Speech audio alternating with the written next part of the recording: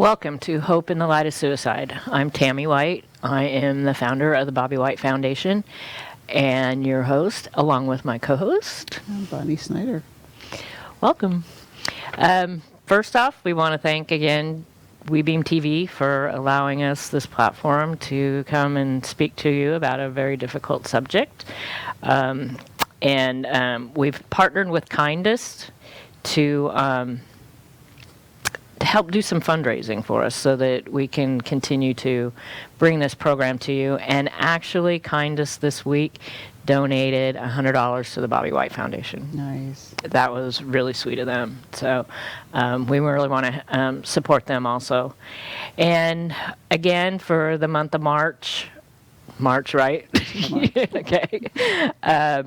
Greg Schindler's State Farm office is running a fundraiser for us. So if you need an insurance quote, want to do some quote comparisons, give his office a call and mention the Bobby White Foundation, and they will donate for each call or each whatever it is thing that you'll get from each quote. Yeah, that's it. So again, we want to thank Greg Schindler and his State Farm office. So today we're going to kind of almost finish up this book that we've been going over, but first off, I just kind of wanted to talk about this week. We just had St. Patrick's Day. We did. And I don't know for you, but for our family, it was St. Patrick's Day was always kind of a big thing for my in-laws. My father-in-law's birthday was on St. Patrick's Day. Oh, okay. So, and actually my cousin and I were talking at the beginning of the week about making corned beef and cabbage for, St. Patrick's Day. And I hadn't really done it since Bobby passed away. Mm-hmm. And I really wanted to this year. And come to the realization, I never had it as a child growing up. My mom never made corned beef and cabbage.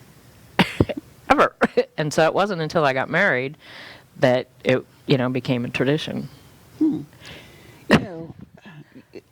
I want to back up for a minute, and take a moment also to thank the viewers. Those of y'all who, tune in every week, to, support the show, watch the show, get something out of it.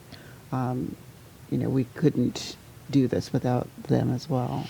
Yes, and we know and we understand that a lot of times it may be difficult for you to sit maybe through a whole show. We have our moments too, but we really do appreciate it, and this is why we want to keep it real, because it's you guys out there too. Yeah, I mean, you're right, Tammy. It's a difficult, for some people, this is a difficult topic to talk about. It's, a difficult subject. For, some people, it does conjure up a lot of, negative emotions. But there's power in communication. There's power in voice. There's, a power in verbalizing. We always hear, face your fears, face your demons, face your challenges. And, again, I'm glad, it's a blessing to have this platform, to, take the stigma and not, so much normalizing, but on the same time, same token, normalizing, this discussion. I remember growing up how many different topics, especially, the mental health realm, that were taboo topics. You didn't talk about mental health, in certain, in some families, you didn't talk about mental health. You didn't talk about abuse. You didn't talk about, addiction.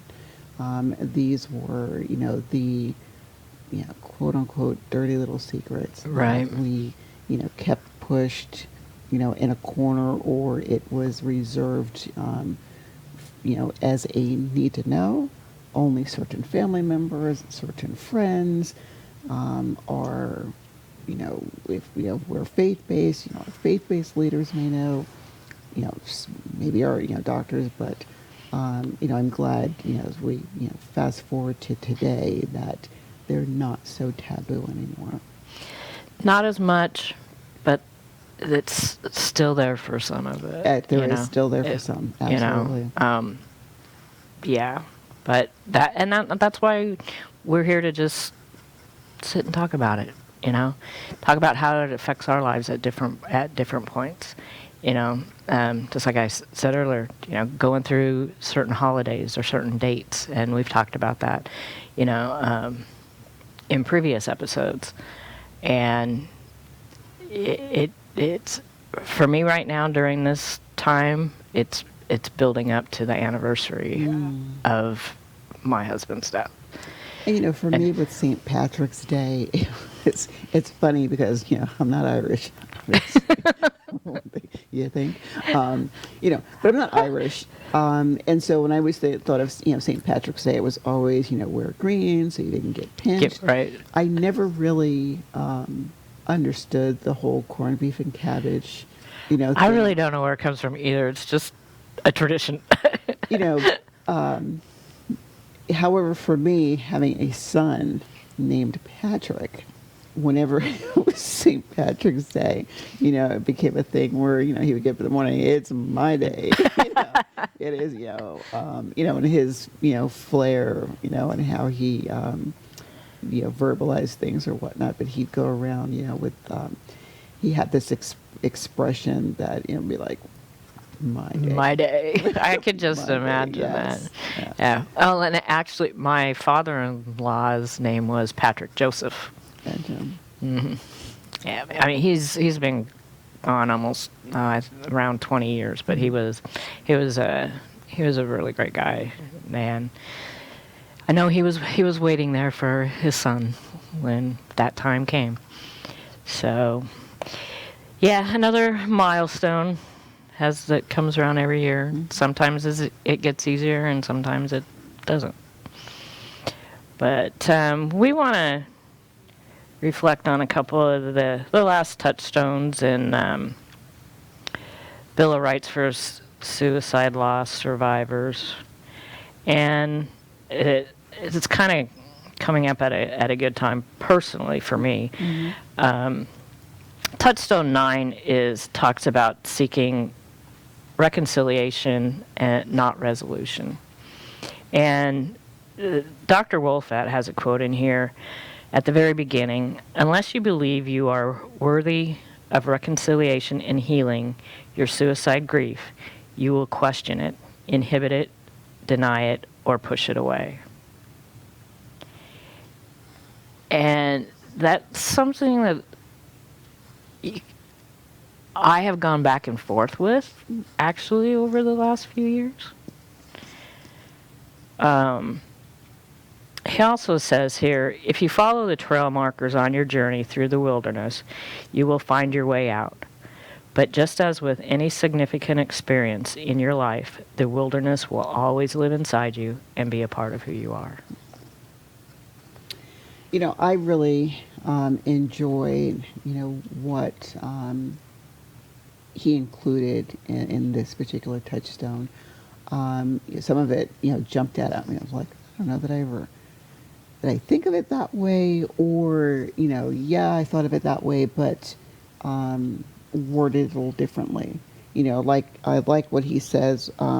He goes, my personal and professional experience tells me that a return to, quote, normalcy, unquote, after death of someone loved is not possible. We are all forever changed by the experience of grief. And that one struck me, because it was like, well, first of all, look at what is normal anyway. How do people say, well, your life is normal, or you need to return to some kind of norm. I believe it's like normal is however we choose to define it. When you add in the loss of somebody, and it's not like, Bobby's off on a surveyor's, convention, he's going to be gone for a few days and he's coming back home. Or, Patrick decided, what, Mom, I'm moving out of the house. I'm going to go get my, I'm going to move into my own place. Or, Aiden is graduating, high school, and he's going off to college.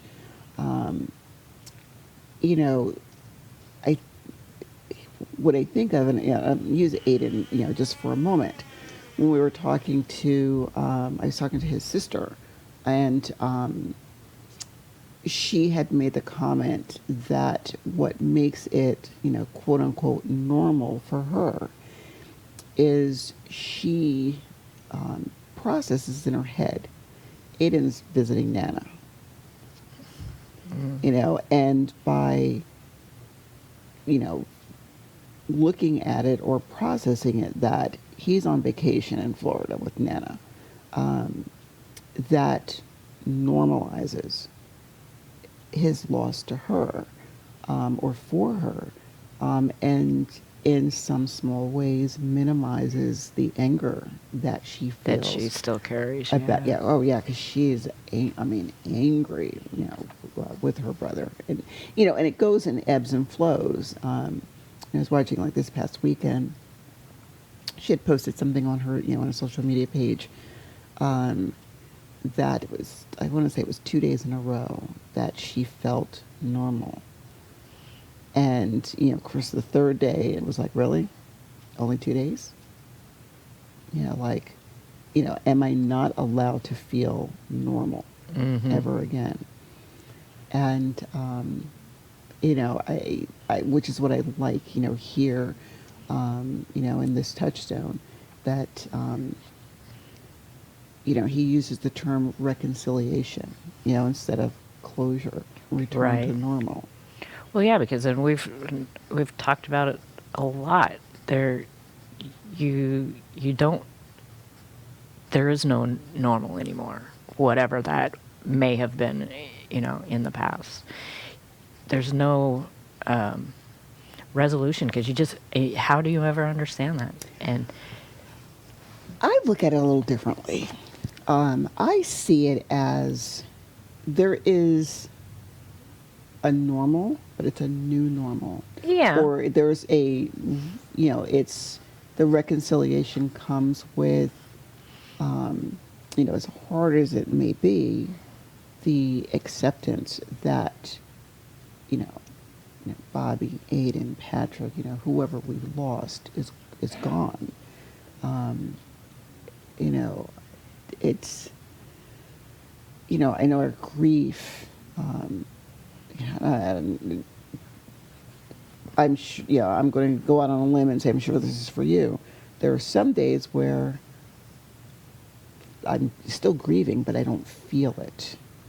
And then there are other days where it hits me like a ton of bricks. The first, like when I first, was told Aiden's gone, Patrick's gone. And that first few weeks of, nonstop, the wind would blow and I would just burst out in tears. And I'm an internalizer. It's difficult sometimes for me to express what I'm feeling. So, to have, to go through that loss, and then all of a sudden, there's these emotions that, under other circumstances, I learned to suppress over the years. It is different for each of us. well, and he says in here, I don't know where it is exactly. I knew I should have. He has a excerpt from a book, Grief Observed by C.S. Lewis. There was no sudden, striking, and emotional transition, like the warming of a room or the coming of daylight. When you first notice them, they have already been going on for some time. Reconciliation, he also has here, and it just, my mind kind of has been going through this, especially maybe the last couple weeks. With reconciliation comes a renewed sense of energy and confidence, an ability to fully acknowledge the reality of the death, and the capacity to become re-involved in the activities of living. And part of that, in which we have talked about before, is in doing something and you have moments of happiness and joy, and then there could almost immediately come that, what am I doing?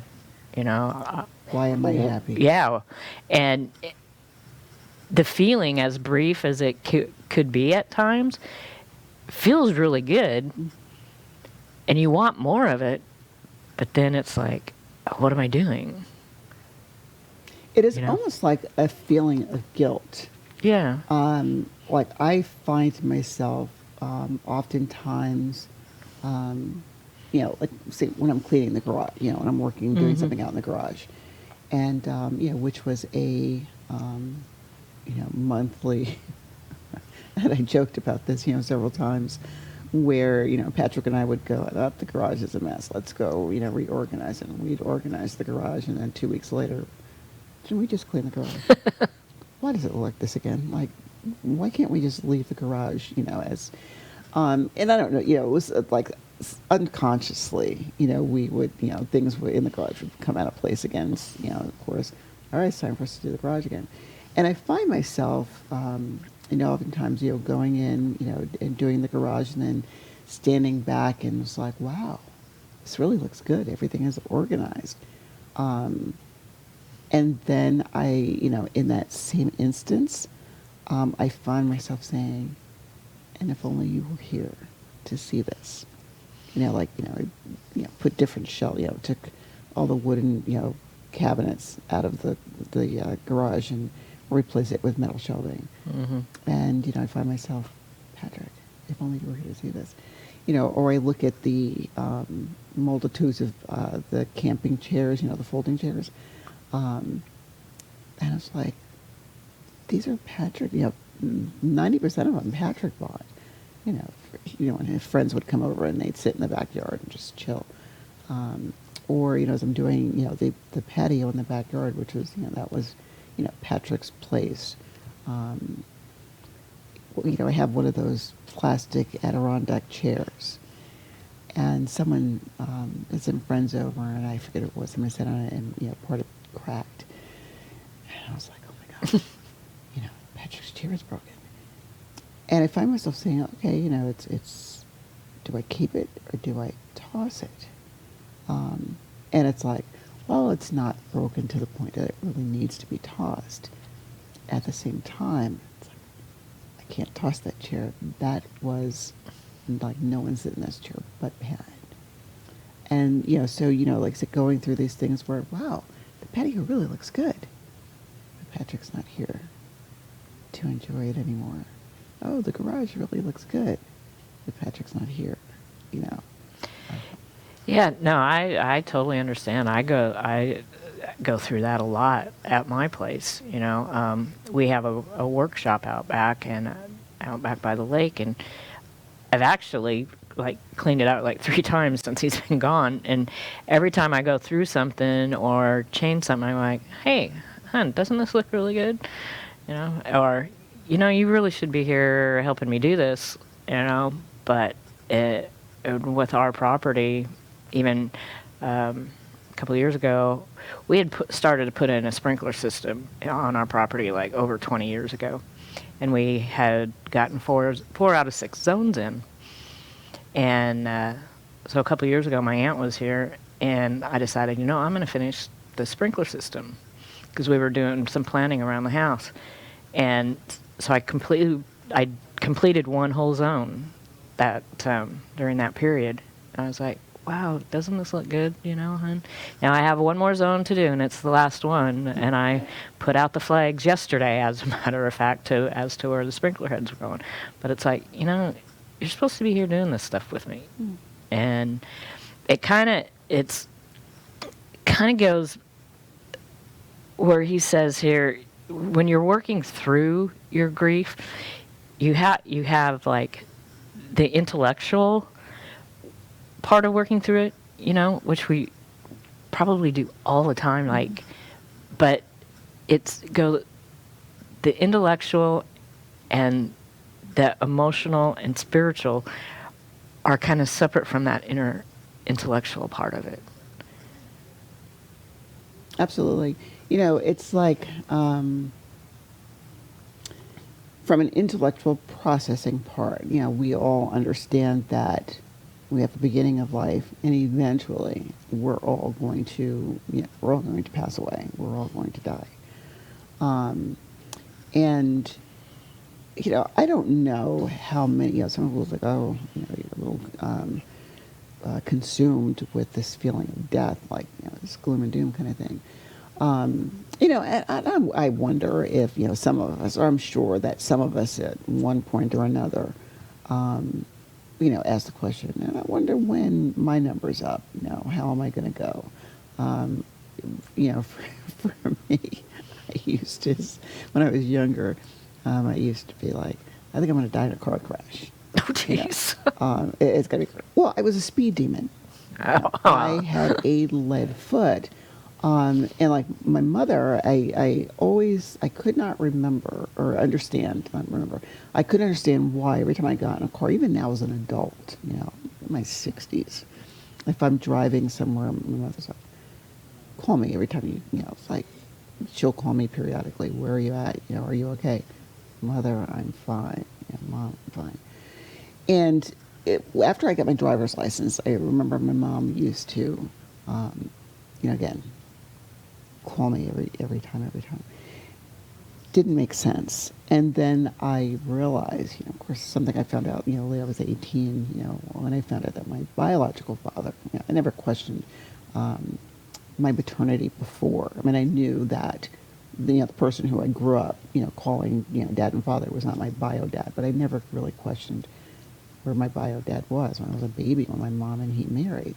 But anyway, I found out my biological father died in a car crash. Uh-huh. And so, hearing now, I understand why my mother gets so nervous every time I get in a car. Because I'm the only child she had with him. Right. Now I understand. And again, I was, we use the term, I was lead-footed. And it was told myself, it's going to be a car crash. Now it's like, is it going to be a car crash?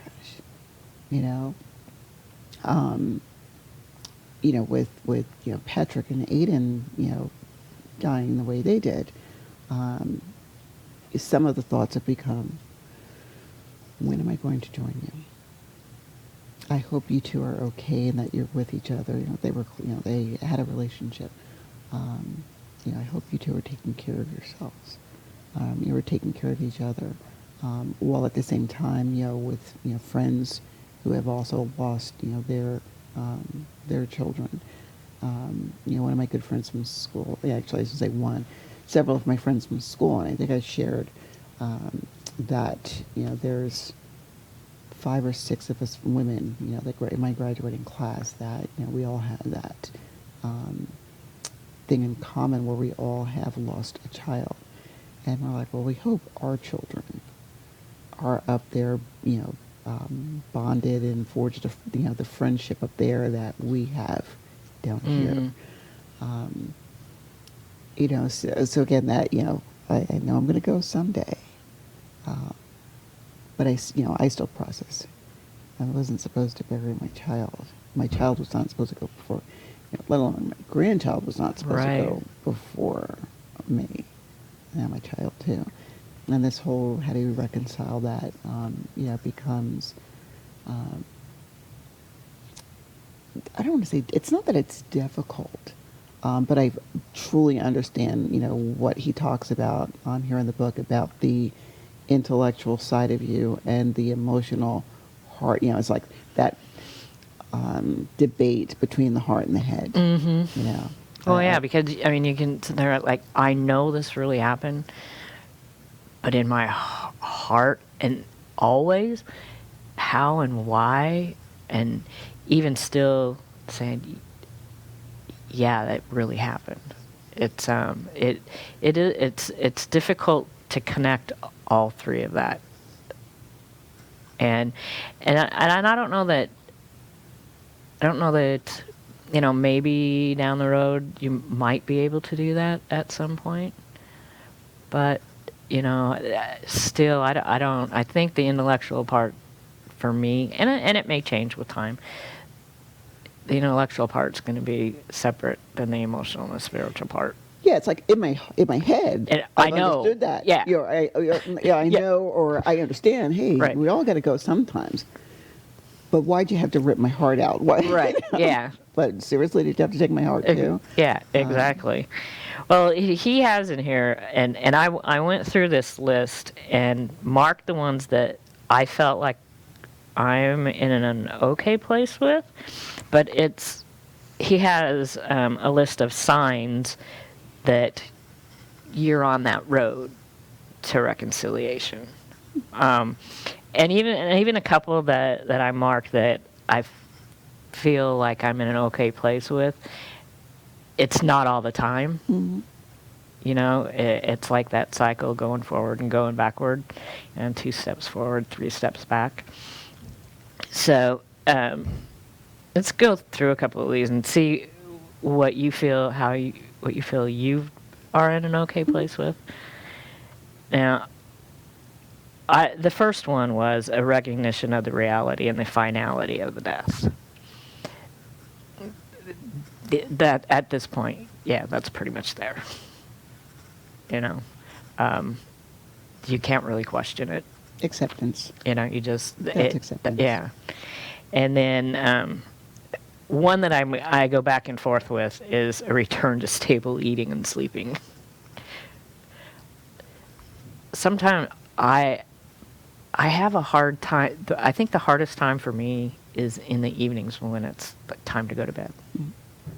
That's my most difficult time. The eating, that's getting better because I did start cooking again, and that was one of the things that we like to do together. So that's good. See, for me, the whole eating, sleeping thing, you know, that was out the window even before the death, because although I eat when I do eat, I do eat healthy, but I don't eat consistently. And it's the same with sleeping. I function on a couple. If I get more than 5 hours of sleep, I can't function. I do not sleep a lot. I did notice that there are times that I do go through periods of binge eating. It's like I'm not. I don't like a lot of sugar. However, I've found myself from time to time, oh, those donuts look really good. I think I'll buy this dozen donuts. And before I know it, the dozen donuts is gone. I just ate at 6 o'clock. It's 6:30 and I'm hungry again. What's going on here? Right. The same with sleeping. It's like I'm used to going to bed, midnight. It's like midnight is just like, okay, I'm winding down. There have been periods of time where, it's 6:30, 7 o'clock, and I'm going to my room and I'm watching something, watching the news or whatever I watch on TV, and I fall asleep, but then I'm awake at 1 o'clock in the morning. So it's like, all right, Bonnie, you really need to, kind of back things up and get back into, like discipline myself. Right. To, go back to, what is that norm, whatever that norm is or was. Well, I went an experience with the eating a couple of years ago. For about 5 months, I went through a pretty decent depression. And I realized when I realized that what was happening, that I was eating a lot of processed foods. Bobby and I always ate fairly healthy. I mean, we weren't fanatics about it, but we started that when he was diagnosed with MS. And so I noticed that during that time period, I was like clipping coupons and like, oh, I've never tried this before. Let me try this. And it was all processed foods. And when I realized what was happening, I was like, oh boy, you got to get back to eating the way that you're used to eating, whole foods, cooking, from scratch. And that really made a big difference in my mental health, was eating better. You know, it makes me think too, like the day after Patrick had died, the team that I work on, my coworkers, one of our team members, is a nurse. And I didn't realize, I thank God for the team that I work on, because they were just amazing. I mean, they became my rock, getting me through this. But anyway, the nurse on our team, I remember calling me, and she's like, "Have you eaten yet?" And because here I am, I'm bawling my eyes out. What do you mean, have I eaten yet? Oh, that's the last thing you want to think about. And and actually, no. Let me take that back. She didn't ask me had I eaten yet. Like I said, you should call me or text. One of the was either a call or a text. What is your address? That's my address. And so I, sent her. I don't know if I sent her a text message right away, but then I think she ended up calling me. I need your address. I bought, I'm bringing you breakfast. It's not, basically, it was not negotiable. I was going to eat breakfast. And in my head, I'm like, a part of me was like looking at the phone like, who are you to tell me whether or not I'm going to eat or not? Like, I wasn't really hungry. And, but she was adamant. I'm bringing you, something to eat. Now thankfully it was something light. But, she came over and, I just remember, sitting on the couch, it was, underneath, on a blanket. I'm like sitting like this, blanket's over here. And, she handed me, what she had bought to eat. And I'm like bawling my eyes out. And she's like, you're going to eat this. You are going to eat. It is imperative. And I'm thinking, I don't feel like arguing with her. I really don't feel like arguing with her. So, and eating. And then I thought to myself, like looking back on it now, it was like, she was right. I needed to eat. And, for that, that day, and I want to say the next day, it was like people on the team, our supervisor, I think our supervisor and our manager, I think, had orchestrated this. And again, my, a lot of things for this. Who's going to her house? So it was like, oh, you're going to be there from, 8 to noon. And then when noon, you're going to take over. And so another team member came in like from noon to 4, and then another team member came in from like 4 to 6. Then my nephew, would come over, and then he was with me until I fell asleep. But that, it was like, we're going to, like the whole day, they made sure, like whoever had the noon shift, you're eating lunch. And it wasn't, like, no. You're, even if it's 2 or 3 bites, you're going to eat. Right. And again, I'm grateful for that, because it was like, yes, I really, I can process, the fact that my son is gone. I also had to be mindful that I needed to take care of me. Right. Yeah. Within 3 days of Bobby's death, my aunt was here from Oregon for 2 weeks. And thank goodness, and I told her not to come at first. And again, there was, no, it wasn't an option. And I remember her fixing stuff for me to eat and putting it in front of me, because you just don't, you don't feel hungry, you just don't want to eat. And then she was like, just, even if it's just a little bit. But for 2 weeks, she made sure that I ate, and ate healthy. And yeah, thank goodness for that, because I probably wouldn't have eaten if, and people brought food and everything, but it was like, and I was super appreciative of it, but I didn't feel like eating. And I didn't feel like cooking for years, for a couple of years. I mean, I just, maybe within the past year. And when I first started cooking meals for myself, I would cook them, I'd make everything, and then I'd just put it in the refrigerator. I couldn't eat it. And that went on for several months. But now that's getting a lot better. I made an entire St. Patrick's Day dinner yesterday. And I ate it. So that that's one part moving forward. One of a couple of them that I did not mark out. And we've talked about this earlier. The capacity to enjoy experiences in life that are normally enjoyable. A renewed sense of release from the person who has died. You will have thoughts about the person, but you will not be preoccupied by these thoughts. That comes and goes. For me as well. Yeah, for me as well.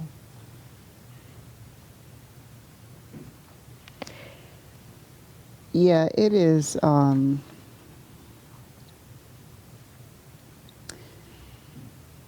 That process of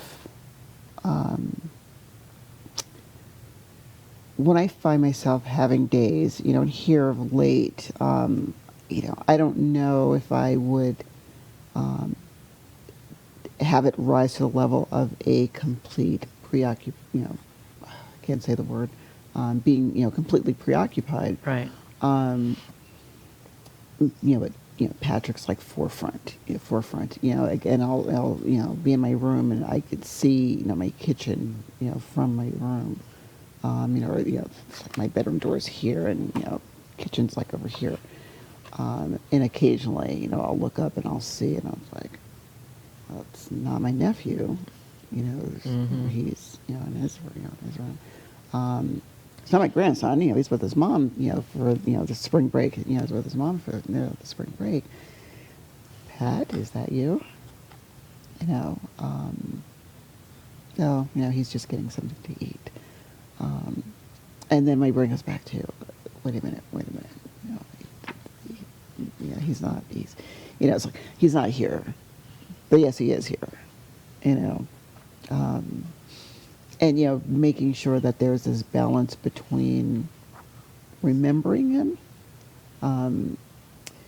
because I find sometimes too with some of us when we dismiss things like that.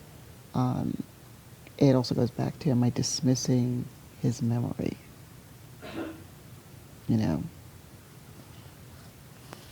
Yeah, I don't know. I mean, when things like that happen at my house, I mean, even sometimes I'll be in the bedroom, and I have, a couple cats, and I hear things out in the other part of the house, and I'll get up and go out there, and it couldn't have been the cats doing anything, and I'm like, okay, Hannah, what are you doing? I hear you, but, what's going on? Or I'll be, one of the worst things, and this started happening right after Bobby passed away.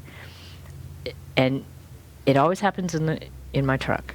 I'll be driving somewhere, and I hear a bird whistle. Now, there's no way there's a bird in my truck. The windows are up, the AC is on, and usually it'll happen, like, I'll either drive by something or something will happen or that somehow in some reality is attached to him. And it's like, hey, okay, I know you're here with me, but okay. Yeah, it's, I don't think it, and I don't think, I mean, I think for you and I particularly, when the things like that happen, dismissing it isn't even a part of reality of ours. No. Because of the way we believe. Yeah, I don't think we ever, totally dismiss the memory. It makes me, it's like the segue into the capacity to live a full life without feelings of guilt or lack of self-respect. And that one resonates with me a lot because, again, if I'm doing something, or, cleaning out the closet. Like right now, it's almost, it's coming up on 2 years now. Patrick's closet still has all of his clothing hanging in it. You have not emptied his closet. I've got, his clothing in, one of those plastic totes. It's in the closet. Changed the furniture, in his room. That was in his room. But I won't get rid of his stuff. And part of it, I'll concede, part of the reason, that not getting rid of his clothing, it's, Devin, it's like, I want you to save daddy's stuff so that when I get big, I can wear it. Mm-hmm.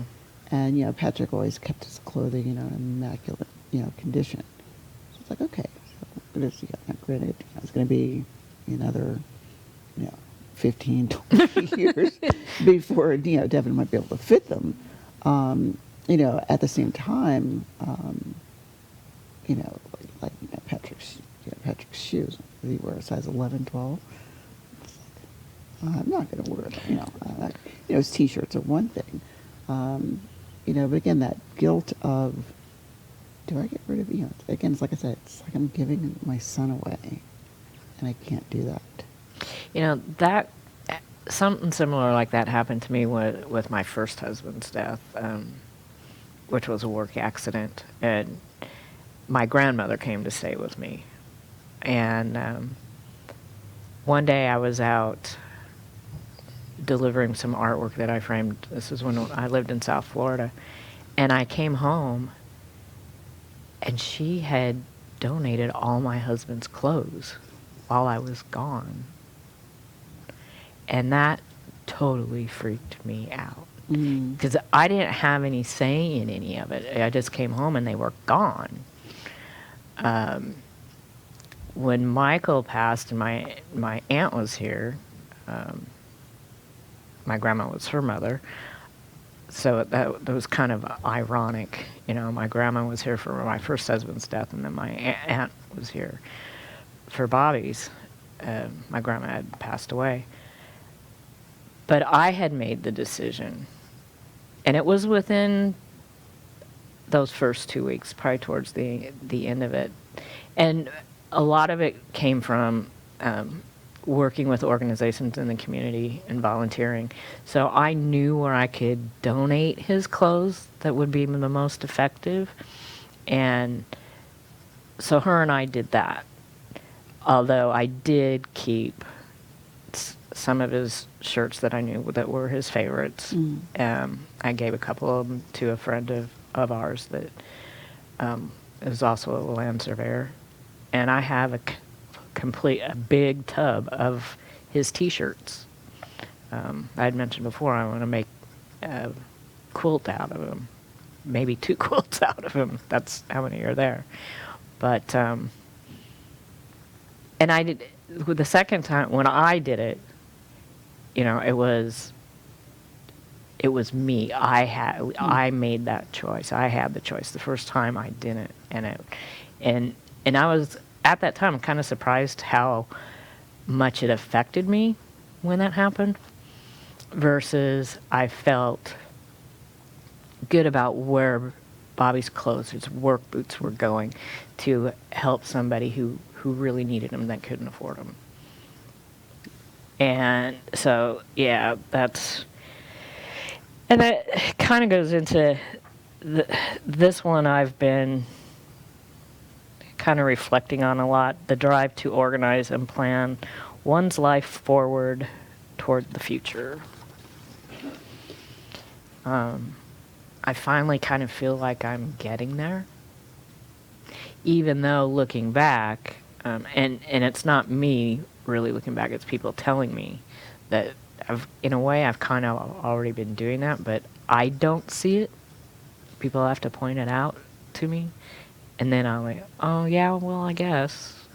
But yeah, it's starting to feel more that way now. And I think, when I think of, the future, I'm planning for it. I find myself, I, jokingly said to someone, and again, this is where that, some of the guilt, comes in, starting 4 years ago. I might have my numbers wrong. My the grandchildren I have. But let's say if I, starting 4 years ago, maybe 5 years ago, for the next, 15 years, give or take, I will have a grandchild graduating from high school. Mm-hmm. And, I sat back and I thought, oh, when I get to, let's see, so this is 21, 23, 24. So when I get to the graduating class of 24, 25, which is, like I said, maybe up a year. That would have been a year that Aiden and my daughter's daughter would have graduated. And I found myself, okay, let's see, how's this going to work? Because, Aiden's in the Midwest. My daughter's, her name is Jaquila. Jaquila is here in Florida.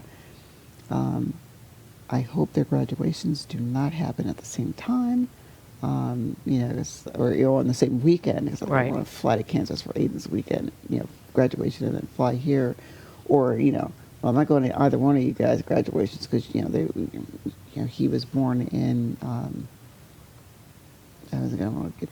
February. She was born in April. So it's like, all right, so whose graduation do I miss? Oh, hopefully I do. Right. To now it's like, oh, I don't have to worry about, we'll do a symbolic graduation perhaps for Aiden.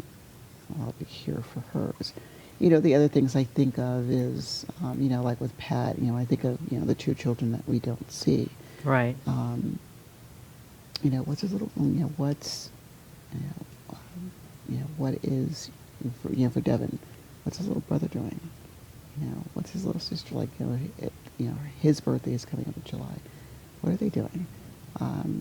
And not being able to experience, them, when they go to high school, they graduate, or when she, when and if they decide to marry. That's some of the sad parts of it. Yeah, I could see that. That would be very, very hard. How about the serenity to become comfortable with the way things are, rather than attempting to make things as they were? Yes.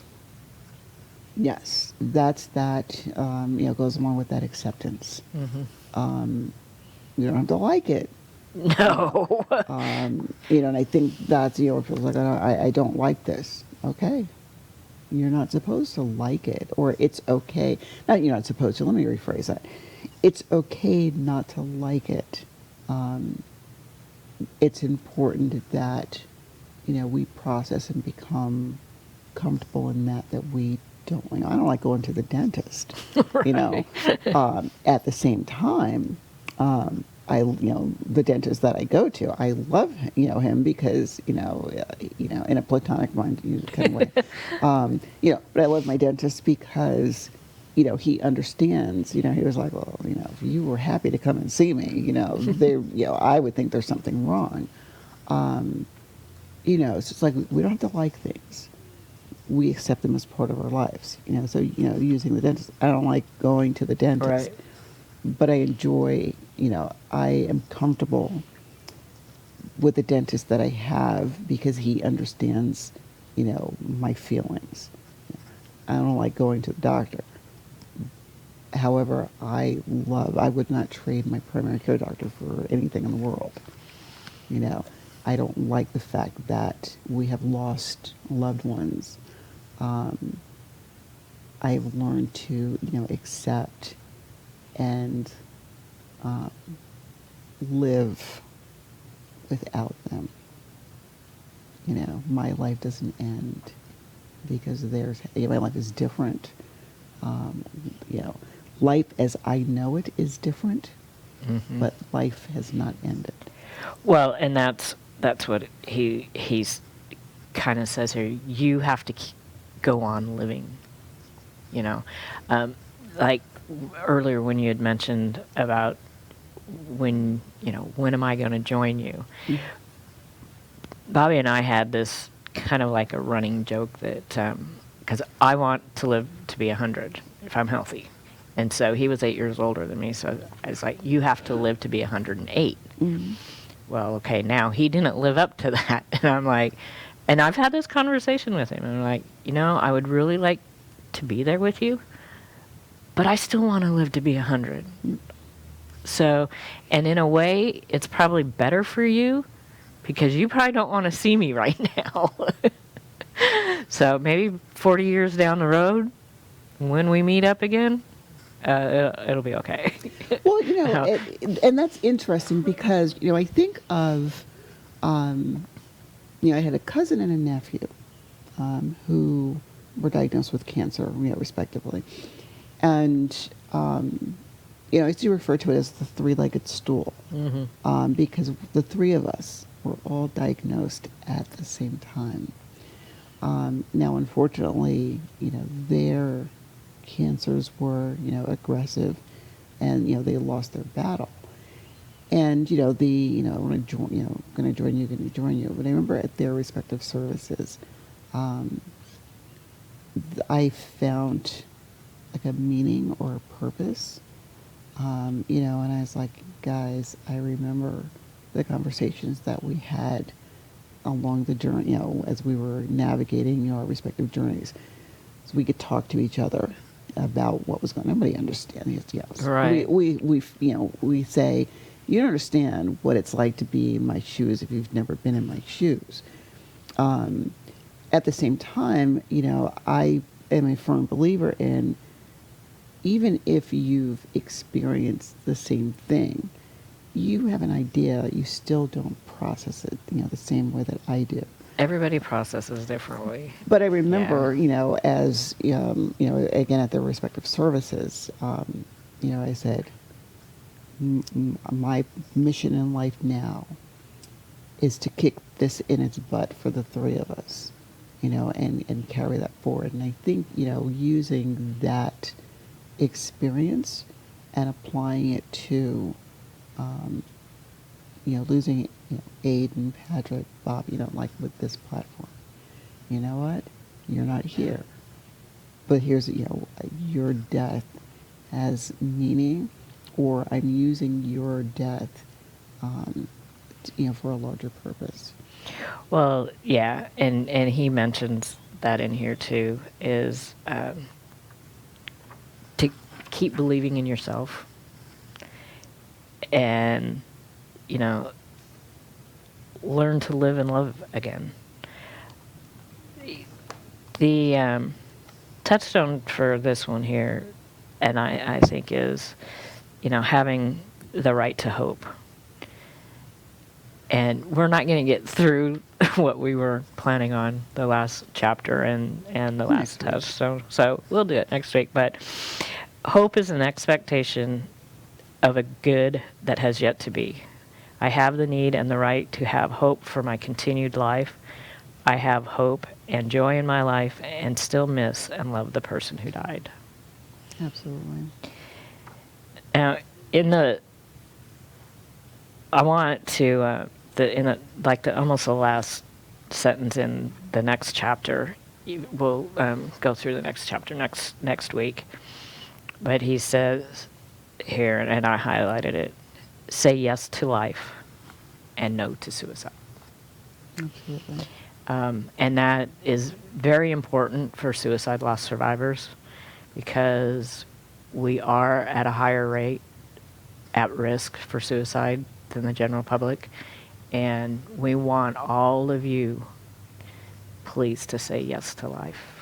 Absolutely. And understand and know that there are, resources out there for you. We have, the purple folder that, Tammy, the foundation put together, for loss survivors to, connect you to resources. There are, organizations all over, that deal with this, be it. There's the American Foundation for Suicide Prevention. There's another one, the Association for Suicide Prevention. We have the emergency numbers available. And if you or anybody you know is having issues, please call, reach out. If it's an emergency, just call 911. Absolutely. there are people out there to help you. And we want people to feel that you're not alone, whether you're in that mindset of contemplating or if you're in the situation that we're in, living with the aftermath. We just want everybody to know that there's people out there that love you, that are willing to help. I had a friend of mine just yesterday, well, he called me at the beginning of the week, and I wasn't returning his calls or his texts. And I got a little bit of a lecture yesterday because he was worried about me, you know. So thankfully I'm not in that mindset, but it was nice to know that there was somebody out there that was concerned enough to reach out and make sure. I promise that I will always return his texts and return his calls in a timely manner. So we really want to thank you for spending the time with us. We know it can be difficult.